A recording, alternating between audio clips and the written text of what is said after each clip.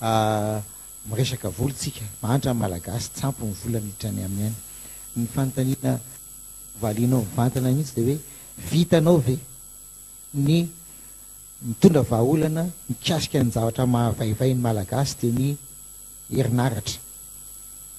io na ny opérateur économique na ny olon-tsotra isa tokantrano de samy sahira-tsaina amin'ny resaka herinaratra zany na ny vidiny zany na ny rano sy fisotro zany satria ny etanarivo ara de dede ny olona mbola matsaka faharoa manaraka an'izay ianao ve afaka mametra paikady ahafahana fe fidangany vidim-piainana farafakely mba tsy sondrotra intsony na tsy resaka afa-tsy ny solika aritsika fa ny maika am'izao fotoana zao de le hoe ahoana ny resaka délestage za koa de milaza fa raha izany filoham-pirenena volana vitsivitsy efa zatra n'le telo amoa de le telo voalaza koatran'izao le isa masina manko telo andro isa telo herinaratra telo volana tsy telo taona kosa tsy telo taona kosa aloha e fandeha ataoko eo mitelo volana eo a telo volana na mihoatra kely dia hovaovahako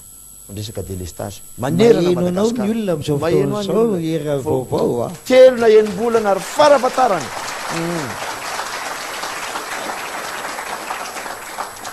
telo sa enim-bolana aloha aleo azavatsara izy telo sa enim-bolatra mitombo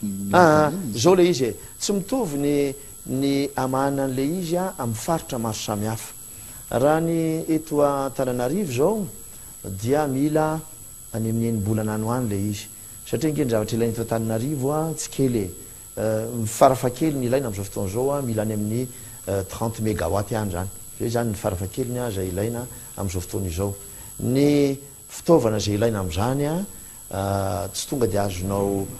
vidina eo atsena hoe dia